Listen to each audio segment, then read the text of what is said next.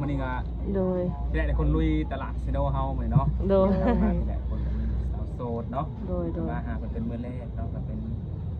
ทำข้างทมิตเนาะที่มาถ่ายทำมาในมื้อนี้เนาะโดยสบายดีสบายดีเนาะโดยครั้งแรกคนมามื้อนี้อยากทำสื่อมีชื่อว่าจังไดเนาะซื้อพร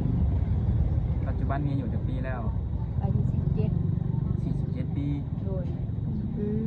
47ปีเป็นคนตะปูงามเนาะทุกคนเนาะโดย47ยังแจ๋วเพิ่นว่าเคยมีครอบครัวบ่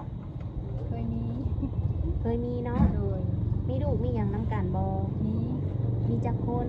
3 คน3คนเนาะโดยใหญ่เบิ่นล่ะบ่แต่ละคนเนี่ยใหญ่แล้วผู้หลาก็10 ปีโอ้ผู้หลา10 ปีเนาะกบ23โอ้โดยเป็นโสดมานี่หล่นแล้วบ่ประมาณ5-6 เดือน5-6 เดือนโดยแปลว่าเป็นห้างหรือเป็นหมายเป็นห้างโอ้เป็นห้างเนาะเลิกลากับสามีนี่ได้5-6 เดือนแล้วโดยโอ้มีการเลิกลานี่จังไดแบบเกิน1ฉีกใบน้ำตาลอย่างเรียบร้อยบ่แม่นสิไปดำด้านเรียบร้อยแล้วบ่มีของโดยก็จะได้คือว่าอยู่กันมากับอันล้นคือว่าเพิ่นต้องเลิกกันเข้าใจกันโอ้จะปีก็ใช้ชีวิตรวมกันมาเนี่ยก็หลายปีอยู่บัดสิมาบ่เข้าใจกันในช่วงวัยนี้บัดนี้เนาะโดยหลังจากเลิกลากันไปนี่จะได้ลูกนี่อยู่นำแม่บ่หรือไปอยู่นำพ่อนำอยู่นำแม่2 คนอยู่นำพ่อคนนึงอยู่นำย่าโดยบ่แม่นอยู่นำพ่ออยู่นำย่าย่าเพิ่นเลี้ยงบ่ความสัมพันธ์กับคนเก่านี่คือตัดขาดกันเรียบร้อยเนาะบ่คิดสิกลับไปหากันอีกแล้วติบ่คิดแล้วเนาะเลิกก็คือเลิกโดยแต่ว่ามื้อนี้ก็คือมาเปิดโอกาสให้เรื่องใหม่เนาะคือมาเปิดใจออกทางช่อง YouTube เฮาเพื่อว่าหาคู่หรือว่าหาสามีอีกเทื่อนึงเนาะโดยการหาคู่หรือว่าหาสามีนี่อยากได้อายุหลายปานใด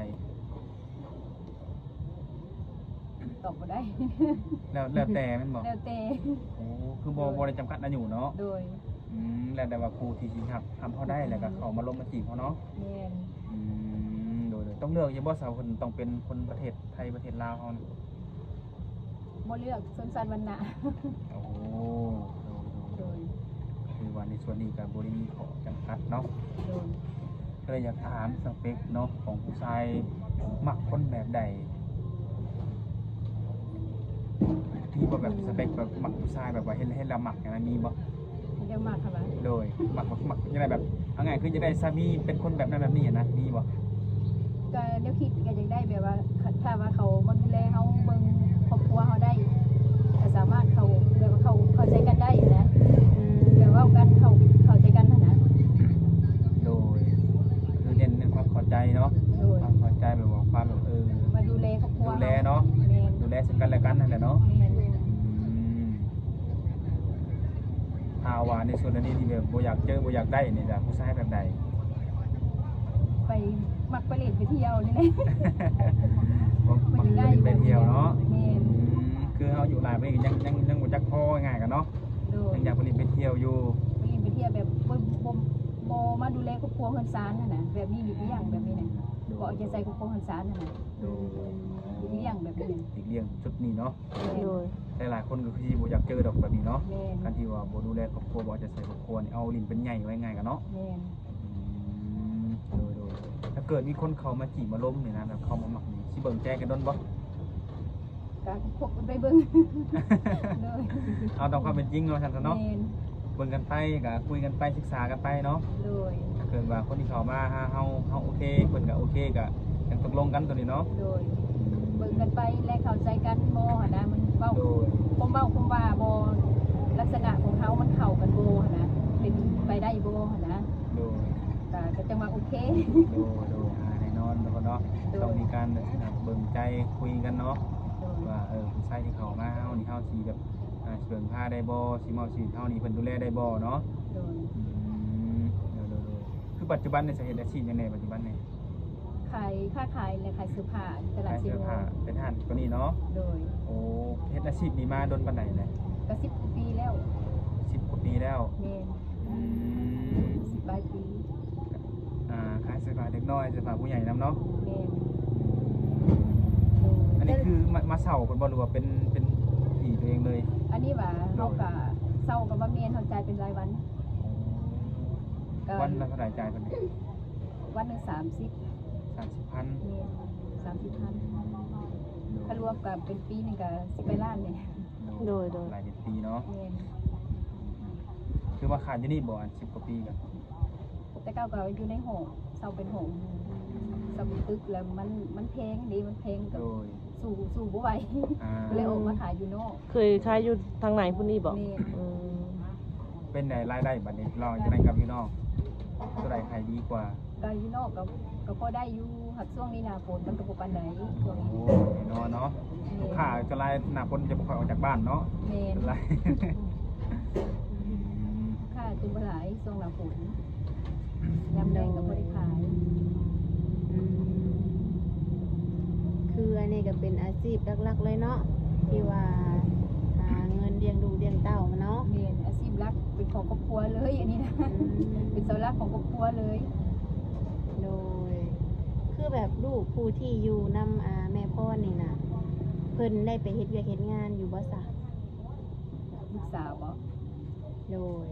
อายุจักปีแล้วลูกสาว ได้สาวแล้ว โอ้เจ้าสามแล้วเนาะยังบ่ทันมีครอบครัวบ่ ยัง อืมถ้าว่าทั้งแม่พ่อนี่สิมีสามีใหม่ทั้งลูกเพิ่นเห็นดีนำบ่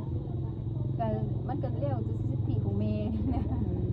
โอ้ยัน ค บ่ วามสุขของแม่เนาะ อย่ามาลูกห่างแบบว่าแม่เลิกก็พอไปแล้วเจ้าบ่ต้องมีผู้ใหม่เด้อบ่ต้องมีไผเฮาห่วงเจ้าอันนี้สิหั่นนะ โดยเร็วแต่แม่ แล้วแต่แม่เนาะ โดย คือว่าลูกสาวก็คิดเห็นความสุขของแม่คือกันเนาะ โดย ใดๆแม่มีความสุขลูกสาวก็ดีใจนำกันเนาะลูกสาวก็มีความสุขนำหั่นแหละ โดย โอ้โดยก็ถือว่าในส่วนของลูกนี่บ่มีปัญหาหยังเนาะ โดย ถ้าเกิดว่าได้สร้างครอบครัวได้สาต้องเอาเพิ่นมาอยู่นำบ่หรือว่าต้องมาอยู่นำเพิ่นก็ได้บ่ ก็เร็วแต่เฮาเว้ากันเนาะเขาสิอยู่ใส่ตกลงกัน บาง ถ้า ที ว่าอยู่กันไปคบกันไปก็แล้วแต่เฮาเว้ากันแบบนั้นนะอยู่ใส่ก็ได้ เพราะเนื้อคู่เขาก็บ่ฮู้ว่าสิได้สิเจอเนื้อคู่ทางใดเนาะ โดย ที่อาจจะเจอทางไกลหรืออาจจะเจอแถวใกล้ๆกันก็มีเนาะ จักสิเป็นแบบใดเห็นก็ยังบ่รู้นะ เป็นเรื่องของอนาคตเนาะ โดย ก็คือว่าได้หยังก็แล้วแต่ต้องได้ร่วมกันเนาะสองคนเนาะ โดย ตกลงกันสิแนวใดก็ค่อยว่ากันเนาะ คือหนมไทยนี่เคยล่มอยู่บ่แม่ บ่เคย บ่เคยเนาะ โดย คือมื้อนี้ออกมาเปิดใจนี่ต้องมีอยู่แล้วหนมไทยเนาะคิดว่าสิล่มน้ำเพิ่นได้อยู่บ่ ก็น่าว่าจะได้อยู่ ได้อยู่ ก็ เนาะ ศึกษากันไป โดย ศึกษากันไปคบกันไปเบิ่งศึกษากันไปเบิ่ง โดย เบิ่งใจกันไปก่อนน่ะนะ ต้องเอาใจแหลกใจเนาะสิโอ้หนุ่มไทยหนุ่มลาวเราหนุ่มไปทำงานอยู่ต่างประเทศก็ลองเข้ามาร่วมกันเบิ่งเนาะ โดย บางทีเซนเฮาเนาะ โดย เดี๋ยวร่วมกันที่เข้าใจกันก็มี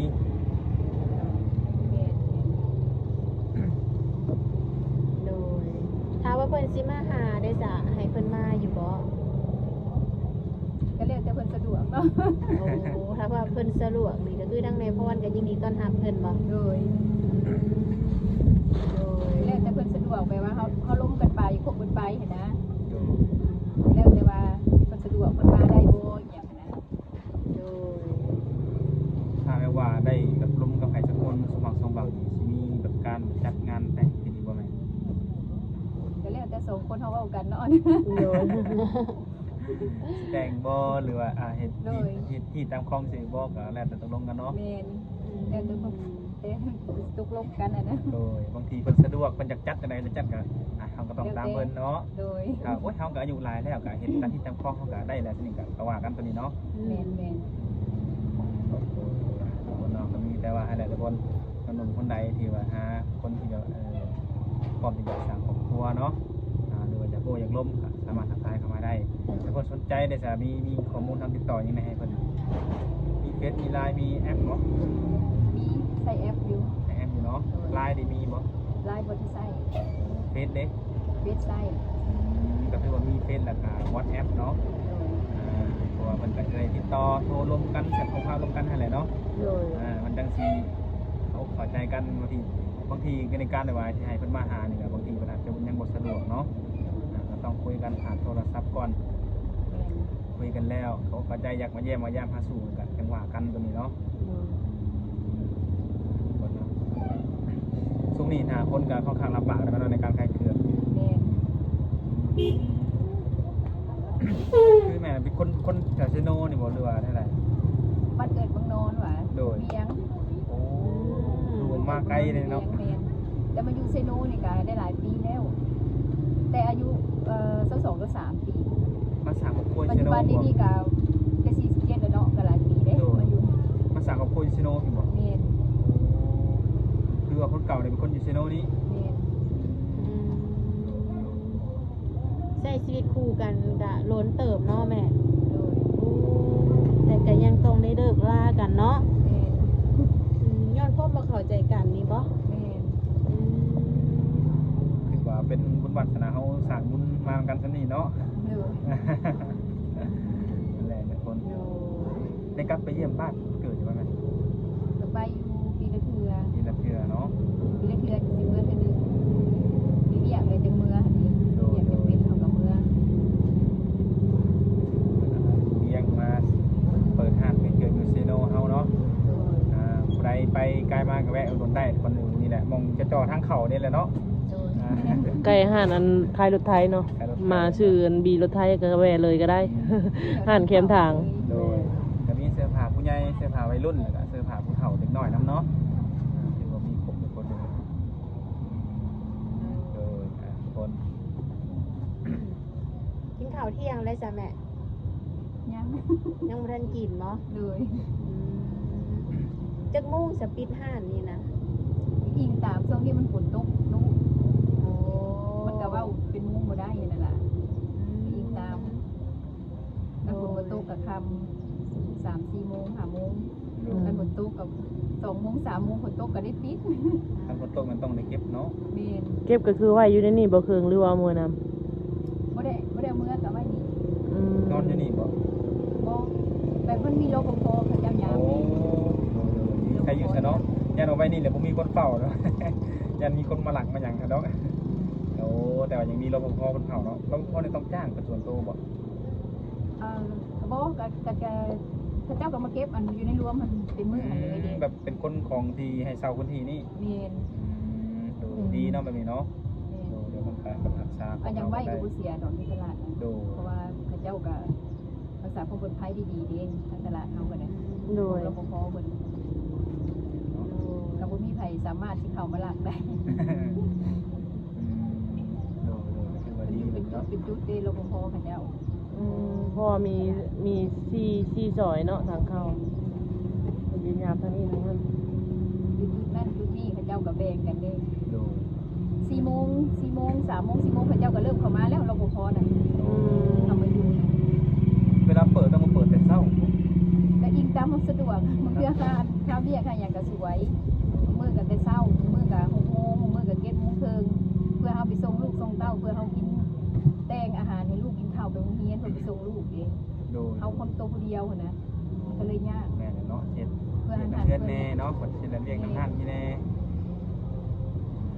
แต่มีทำซอกของครัวกันซ่านแบบเฮาผู้เดียวนะ ดู ลูกเก็บลูกไข่กับผู้เดียวเป็นตัวผู้เดียว